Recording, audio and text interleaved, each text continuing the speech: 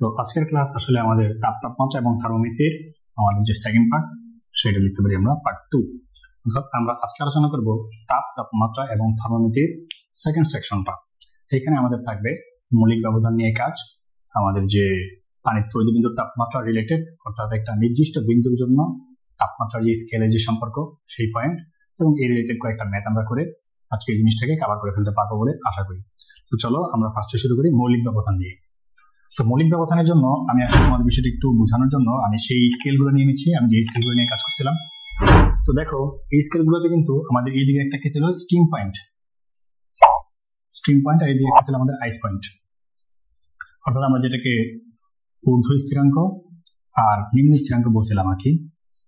তো এটা যদি আমাদের ঊর্ধ্ব স্থিরাঙ্ক এবং নিম্ন স্থিরাঙ্ক হয়ে থাকে, এদের জন্য আমরা মানও দেখছিলাম। সেটা সাপোজ এটা যদি সেলসিয়াস, এটা ফারেনহাইট, এটা কেলভিন, এটা রোমার হয়, তাহলে এটা 100, এটা 212, এটা 373, আর এই মানটা ছিল আমাদের 80, এটা 0, এটা 32, এটা 273, আর এটা ছিল আমাদের 0। তো এই যে আমরা যে ঊর্ধ্ব স্থিরাঙ্ক যে মানগুলো আছে এবং নিম্ন স্থিরাঙ্কের যে মানগুলো আছে, এই দিকে তোমরা যদি একটু খেয়াল করো, আমাদের উচ্চতাগত সেক্টর দিয়ে, মানে আমরা যদি দৈর্ঘ্য পরিমাপ করি, দৈর্ঘ্যের দিক দিয়ে কিন্তু সবগুলো সেম, যেহেতু আমি একটা ফিক্সড ভ্যালুতে রেখে দিছি। তো একটা ফিক্সড ভ্যালুতে রেখে দেওয়ার কারণে এদের যে পার্থক্য মানে পার্থক্যটা কিরকম আমি বুঝাই। সাপোজ আমি প্রত্যেকটাকে একক আকারে ভাগ করবো, তাহলে এখানে 0 থেকে 100, তার মানে কি 100টা ভাগে ভাগ করতে পারবো। ক্ষুদ্র ক্ষুদ্র ভাগে যদি আমরা ভাগ করি, এটাকে আমরা ক্ষুদ্র ক্ষুদ্র 100টা ভাগে ভাগ করতে পারবো। তাহলে এইখানে আছে 32 থেকে 212, তাহলে 212 মাইনাস 32 যদি করো তোমরা মান পাবে 180। তাহলে এইখানে ভাগ করা যাবে কটা? ক্ষুদ্র ক্ষুদ্র 180টা ভাগে ভাগ করা যাবে এটাকে। এটা যদি তোমরা এক একক করে ভাগ করো, এটাকে ভাগ করতে পারবে 180টা ভাগে। সিমিলার ভাবে এটাকে ভাগ করা যাবে 100 ভাগে, আর এটাকে ভাগ করা যাবে 80টা ভাগে। তো আশা করি এই অংশটুকু তোমরা বুঝতে পারছো। এখন আমাদের মৌলিক ব্যবধান যেটা বলতেছে সেটা হচ্ছে আমরা এই অংশটুকু নিলাম, জাস্ট এই অংশটুকু নিয়ে কাজ করতেছি সাপোজ। তো এই অংশটুকুর মধ্যে সেলসিয়াস স্কেলের দাগ সংখ্যা যতটা হবে, ফারেনহাইট স্কেলের দাগ সংখ্যা কি ততটা হবে? নিশ্চয়ই হবে না, কারণ এইখানে আমাদের একই পরিমাণ উচ্চতার মধ্যে 100টা ভাগ আছে এবং এখানে আছে 180টা ভাগ। তার মানে আমরা আলটিমেটলি বুঝতে পারতেছি যে এর চাইতে এর দাগ সংখ্যা বা ভাগ সংখ্যা বেশি হবে। তো এই যে জিনিসটা, এইটাই নির্ধারণ করবে আমাদের মৌলিক ব্যবধান। তো আমরা ফার্স্টে দেখি মৌলিক ব্যবধান জিনিসটা কি। তো আমরা এখন দেখতেছি আসলে মৌলিক ব্যবধান। আর এই মৌলিক ব্যবধানটা কি? এটা হচ্ছে ঊর্ধ্ব স্থিরাঙ্ক ও নিম্ন স্থিরাঙ্কের মধ্যবর্তী ব্যবধান।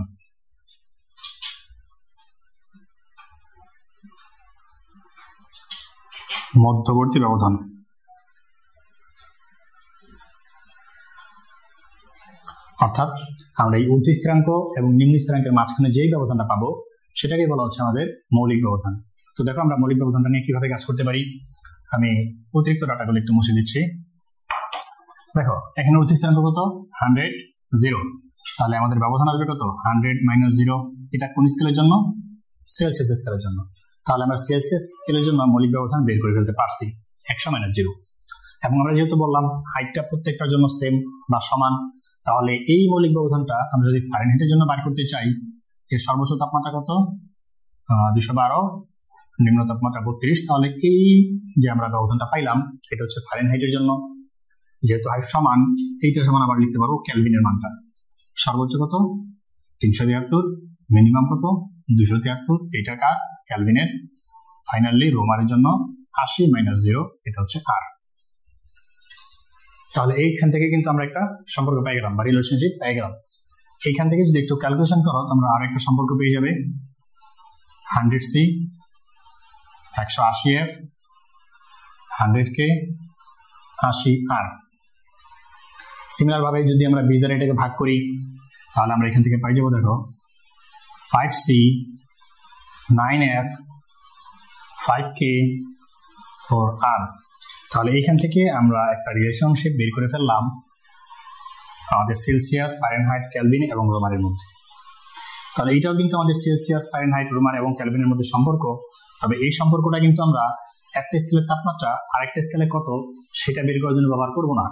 এটা আমরা কেন ব্যবহার করবো সেটা আমি কিছুক্ষণ আগে বলে দিছি, যে এই যে আমরা যদি জাস্ট এইটুকু অংশ নিয়ে কাজ করি, আমি যদি একটু আলাদাভাবে মার্ক করে দিই যে আমরা যদি জাস্ট এইটুকু অংশ নিয়ে কাজ করি, তাহলে এইখানে যে দাগ সংখ্যা, এখানে সাপোজ ধরে নিলাম আমাদের 10টা দাগ সংখ্যা আছে, তাহলে এই যে এইটুকু অংশের মধ্যে সেম উচ্চতার মধ্যে ফারেনহাইটে কয়টা দাগ সংখ্যা থাকবে, ভাগ সংখ্যা কত, এই মানটা আমাদের এখন বের করতে হবে। এবং এটাকে বলা হচ্ছে পার্থক্য। অর্থাৎ একটা তাপমাত্রার পার্থক্য সেলসিয়াসে যদি 10 হয়, সেই তাপমাত্রার পার্থক্য ফারেনহাইটে কত হবে, এটা আমরা এখান থেকে বের করতে পারবো।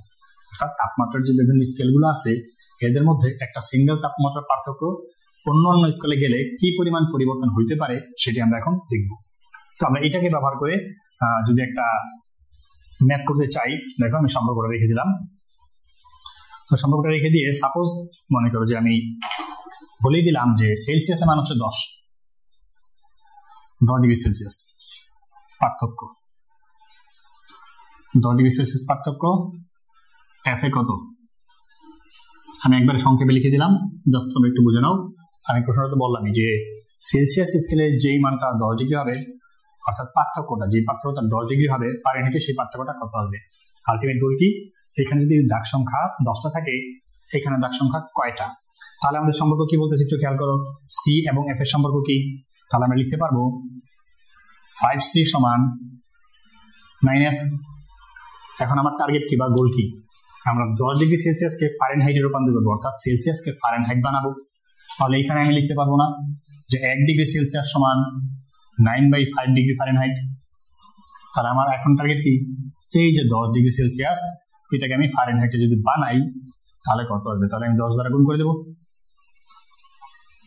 তাহলে আমরা যদি এখানে 10 দ্বারা গুণ করে দিই, এখান থেকে আমরা ফারেনহাইটের মানটা পাই যাবো 5 2 9 2 18, তাহলে 18 ডিগ্রি ফারেনহাইট।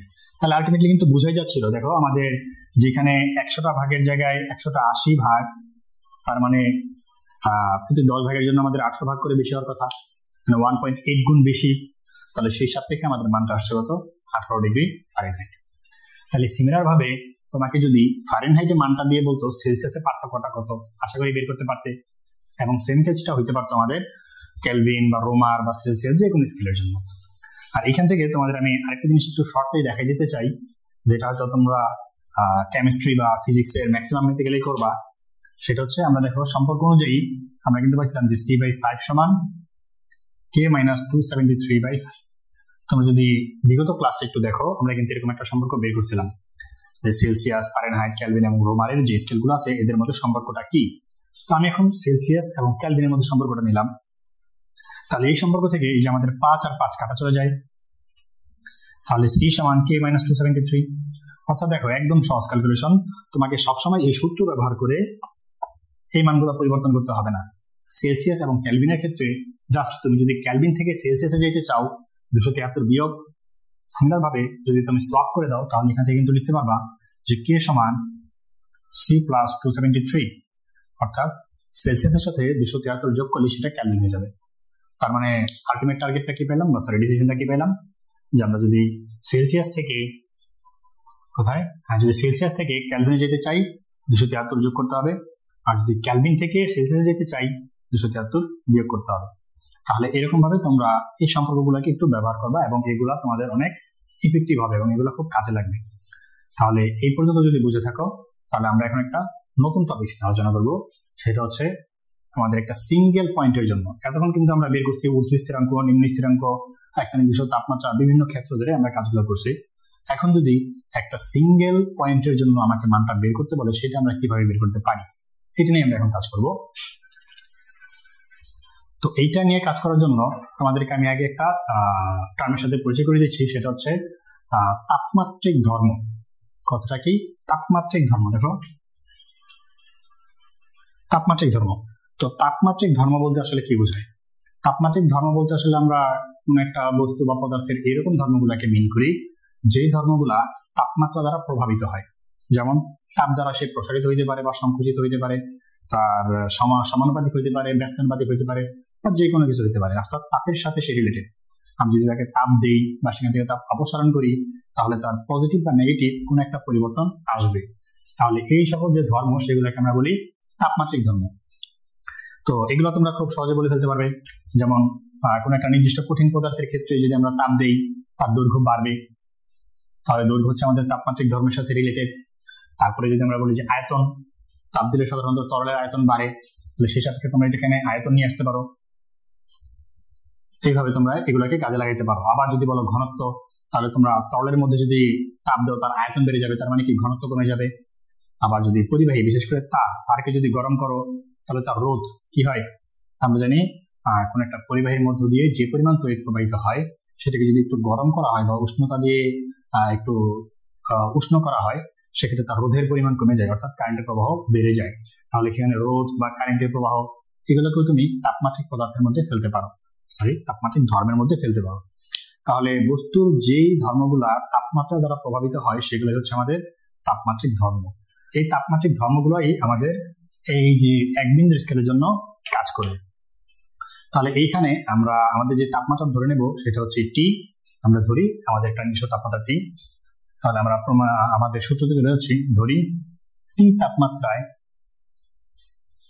তাপমাত্রায়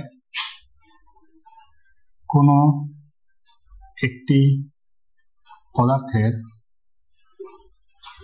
তাপমাত্রিক ধর্ম এক্স,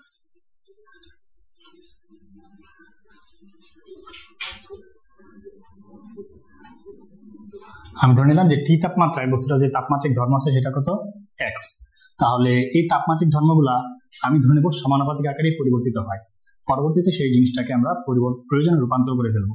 জিনিসটা যে সবসময় সমানুপাতিক তা না, তবে আমরা ধরে নেব এটা সমানুপাতিক আকারে সম্পাদিত হয়। অর্থাৎ সূত্রটা এভাবে আসে যে কোন একটা তাপমাত্রায় বস্তুর যে তাপমাত্রিক ধর্ম সেটা যদি এক্স হয়, এটা পরিবর্তিত হবে তাপমাত্রা সমানুপাতিক আকারে। অর্থাৎ তাপমাত্রা যদি আমি বাড়াই দিই তাহলে এক্স এর মান বাড়বে, তাপমাত্রা যদি কমাই দিই তাহলে এক্স এর মান কমবে। তো এই সমানুপাতিক সাইনটা আমি উঠাই দেওয়ার জন্য এখানে আমি একটা ধ্রুবক নিয়ে আসলাম বি। এই যে বি, এই বিটাকে আমাদের এখন রিমুভ করতে হবে।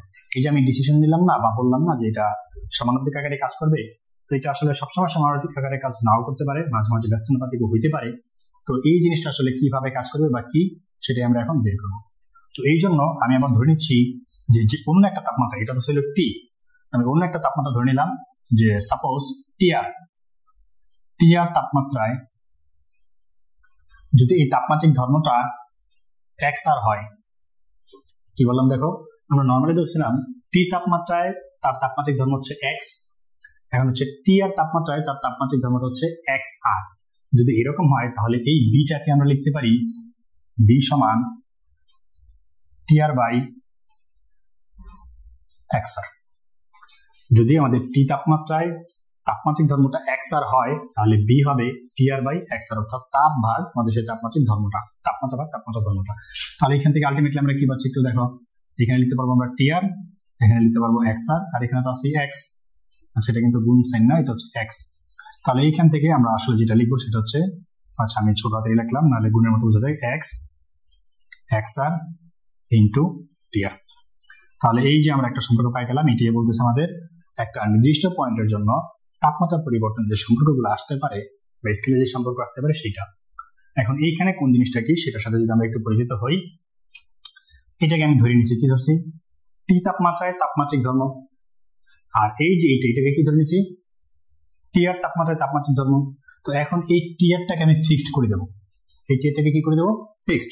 তো আমি কিছুক্ষণ আগে যেটা বলছিলাম বিগত লেকচারে যে আমাদের পানি হচ্ছে সহজলভ্য একটা বস্তু এবং এই পানি তিনটা অবস্থাতেই থাকতে পারে।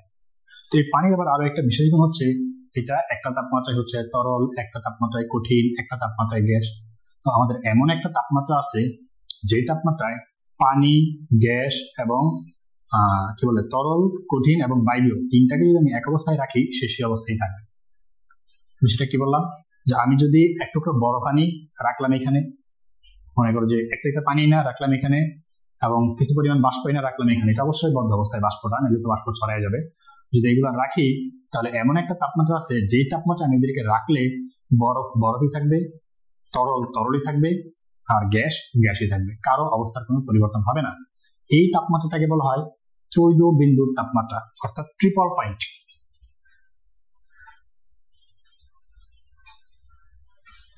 ট্রিপল পয়েন্ট বা ত্রৈধ বিন্দু, কিভাবে যে বানানো আসে, আচ্ছা ত্রৈধ বিন্দু, এটাকে বলে ত্রৈধ বিন্দু। তাহলে ত্রৈধ বিন্দুটা কি, ত্রয়োদশ বিন্দুটা হচ্ছে এমন একটা পয়েন্ট যেই তাপমাত্রায় বা এমন একটা তাপমাত্রা যেই তাপমাত্রায় কঠিন, তরল এবং গ্যাস একই সাথে সহ অবস্থান করতে পারে। অর্থাৎ তরল রাখলে তরলই থাকবে, গ্যাস রাখলে গ্যাসই থাকবে, বরফ রাখলে বরফই থাকবে, এর কোনো পরিবর্তন হবে না। তাহলে এটা হচ্ছে আমাদের পানির ত্রয়োদশ বিন্দুর যে তাপমাত্রা সেটা। তো পানির ত্রয়োদশ বিন্দুর তাপমাত্রা কত, এটা পরীক্ষা নিরীক্ষা ভাবে সেট করা হয়েছে। টিআর এর মান 273.16, সরি 76 লিখে বলছি, 273.16। তো আমরা ম্যাথমেটিক্যালি 16 ব্যবহার করলেও পারি, না করলেও সমস্যা নাই। তাহলে সেক্ষেত্রে আলটিমেটলি আমরা যে ফর্মুলাটা পাবো এটাকে যদি আমি একটু লিখে দিই, তোমরা ফর্মুলাটা পাই যাবে। দেখো, এই টি সমান এক্স বাই এক্স আর ইন্টু 273.16। বিষয়টা আশা করি সবাই বুঝতে পারছো। এখানে কোনটা কি, এক্সটা হচ্ছে এই যে তাপমাত্রা, এই তাপমাত্রায় তাপমাত্রিক ধর্ম, টি তাপমাত্রায় তাপমাত্রিক ধর্ম, তাপমাত্রিক ধর্ম। তাহলে টি তাপমাত্রায় তাপমাত্রিক ধর্ম কি, এক্স। টি তাপমাত্রায়, সেটা একটু থাকুক, কিছুক্ষণ পর মিশাই। আর হচ্ছে আমাদের এক্স আর, এটা হচ্ছে টি আর তাপমাত্রায় তাপমাত্রিক ধর্ম। টি আর মানে ত্রয়োদশ বিন্দু বলতেছি, হ্যাঁ, যেটাকে আমি একটু আলাদা করে দিলাম। এটা হচ্ছে আমাদের সূত্রের বিষয়বস্তু। এই যেটা হচ্ছে আমাদের মূল ফর্মুলা, আর মূল ফর্মুলাতে কোনটা কি সেটা বলে দিলাম। টিটা হচ্ছে আমাদের যে কোনো তাপমাত্রা, তোমার যে তাপমাত্রা দেওয়া থাকবে বা যে তাপমাত্রা বের করতে বলবে সেটা। আর এক্সটা হচ্ছে আমাদের তাপমাত্রিক ধর্ম। এই তাপমাত্রিক ধর্মের জায়গায় কখনো আসবে প্রেসার, কখনো আসবে ঘনত্ব, কখনো আসবে আয়তন, কখনো আসবে দৈর্ঘ্য, জাস্ট লাইক দ্যাট যে কোনো কিছু আসতে পারে যেগুলো তাপমাত্রা দ্বারা প্রভাবিত হয়। আমি কিন্তু এখানে এটাকে নির্দিষ্ট কোনো কিছু বলি নাই, আমি কি বলছি, তাপমাত্রিক ধর্ম, অর্থাৎ যে সকল ধর্ম তাপমাত্রা দ্বারা প্রভাবিত হয় তার যে কোনো কিছুই এখানে বসতে পারে। তবে কখন, কোথায়, কোনটা বলবে সেটা তোমার প্রশ্ন সাপেক্ষে তোমাকে নির্ধারণ করে নিতে হবে। তবে নিচে সবসময় ত্রয়োদশ বিন্দুর তাপমাত্রাটা বসবে এবং উপরে তোমাদের যেই তাপমাত্রা নিয়ে আমরা কাজ করতেছি সেই তাপমাত্রায় তার তাপমাত্রিক ধর্মটা কত সেটাও বলবে। কখনো কখনো তোমাকে এটা দিয়ে এটাও বের করতে বলতে পারে। I think it's not a problem. তো আশা করি এই পর্যন্ত তোমরা খুব সহজভাবে বুঝতে পারছো। যদি এই পর্যন্ত বুঝে থাকো তাহলে আমরা এখন এই রিলেটেড একটা ম্যাথ করে ফেলতে পারি। তো চলো আমরা এটা মিশিয়ে একটা ম্যাথ করে ফেলি। তাহলে আমরা এখন যে সমস্যাটা সমাধান করব সেই সমস্যাটার জন্য আমি ডাটাগুলোকে একটু লিখে দিচ্ছি। আমার প্রশ্নটা একটু খেয়াল করো, আমি বলে দিচ্ছি যে আমাদের কিন্তু আছে কি একটা পানির ত্রয়োদশ বিন্দু আর একটা হচ্ছে যে কোনো তাপমাত্রা। তাহলে আমি এখন যেটা নিয়ে কাজ করবো সেটা হচ্ছে একটা রোধ থার্মোমিটার, অর্থাৎ যেই থার্মোমিটার দিয়ে বা যেই বস্তু দিয়ে রোধ মাপা যেতে পারে। তো বইয়ের মধ্যে আসলে এরকম ছিল বিষয়টা যে রোধ থার্মোমিটার, তো সেই জন্য আমি রোধ থার্মোমিটার বললাম। তাহলে কোনো একটা রোধ থার্মোমিটারের রোধ আমরা বলে দিলাম কি বলা আছে যে রোধ থার্মোমিটার রোধ পানির ত্রয়োদশ বিন্দুতে। তাহলে পানির ত্রয়োদশ বিন্দুতে রোধটাকে আমরা কি দ্বারা প্রকাশ করতে পারি, আর টি। তাহলে আর টি এর মান দেওয়া আছে 32.316 ওহম। আর বলা আছে যে তরলের স্ফুটনাঙ্কে যে রোধ সেটাকে আমরা নর্মালি আর ধরছিলাম, এই মানটা বলা আছে কত 27.316 ওহম। তাহলে এখানে কিন্তু আমাদের দুইটা রোধ দেওয়া আছে। একটা বলা আছে পানির ত্রয়োদশ বিন্দুতে রোধ 32.316, একটা বলা আছে পানির স্ফুটনাঙ্কে বা তরলের স্ফুটনাঙ্কের রোধ 27.316 ওহম। আর নর্মালি আমরা কিন্তু আরেকটা মান জানাই আছে টি আর, এটা মান কত 273.16 কেলভিন। তো এখন আমরা কি জানি, আমাদের সেই স্ফুটনাঙ্কটা বের করতে হবে যে তরলের স্ফুটনাঙ্ক কত। তাহলে আমরা কি জানি, দেখো উই নো, একেবারে সহজ জানি, দেখো TNW উই নো টি সমান নিচে কি থাকবে আমাদের আর টি, উপরে কি থাকবে আর, গুণ থাকবে কি 273.16। তাহলে এখন মানটা বসাই দাও, আর এর মান কত 27.316, আর টি এর মান কত 32.316 ইন্টু 273.16। তাহলে আমরা দেখি এই মানটা আমাদের কত আসে। 27.316 ভাগ 32.316 ইন্টু 273.16, তারপর মান পাই যাবো 230.89। তাহলে মান পাবো 230.89 কেলভিন। তাহলে এখান থেকে আমরা তরল স্ফুটনাঙ্ক পেয়ে গেলাম। দেখো খুব সহজে কিন্তু আমরা এই ম্যাথটা করে ফেলছি। আমাদের যে ডাটাগুলো দেওয়া ছিল সেই ডাটাগুলো আমরা এখানে বসে দিতে পারলেই আমাদের অঙ্কটা হয়ে যায়। তবে এই জন্য আমাদের বুঝতে হবে যে কোনটাকে কি বলা হচ্ছে। আবার বলে দিচ্ছি, ত্রৈধ বিন্দুতে যেই তাপমাত্রিক ধর্মটা দেওয়া থাকবে, রোধ কিন্তু একটা তাপমাত্রিক ধর্ম, কারণ এটা তাপ দিলে রোধ কমে যায়। তো এখানে যদি আমরা তাপ দেই তাহলে সেই ক্ষেত্রে কি পরিমাণ তাপ দিচ্ছি, সেই তাপে যে রোধ সেটা হচ্ছে 27, ত্রৈধ বিন্দুতে যে রোধ সেটা হচ্ছে 32, আর ত্রৈধ বিন্দুর তাপমাত্রা আমার জানাই আছে। তাহলে এই যে স্ফুটনাঙ্ক বা যে তাপমাত্রা আমরা দিচ্ছি সেই তাপমাত্রাটা কত সেটা আমরা বের করে ফেললাম আমরা যে ফর্মুলা আমাদের জানা আছে এই ফর্মুলার সাহায্যে। তো এই রিলেটেড তোমরা বিভিন্ন বই, গাইড বা তোমাদের ফ্রেন্ডের মাধ্যমে শেয়ার করে যে কোনো কিছু তোমরা এগুলা প্র্যাকটিস করতে পারো। আর এই রিলেটেড সমস্যা আশা করি তোমাদের আর হবে না, তোমরা সবাই আশা করি এগুলো খুব সহজেই সমাধান করতে পারবে।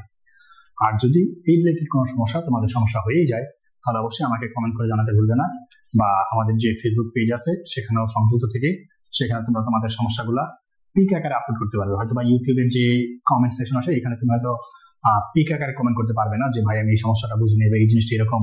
তো এই ক্ষেত্রে তুমি আমাদের ওই চ্যানেলের মধ্যেই ফেসবুক লিঙ্কটা দেওয়া আছে, তুমি চাইলে আমাদের পেজে জয়েন হয়ে সেখানে তোমার যে সমস্যাটা আছে সেটা ছবি আকারে বলতে পারো।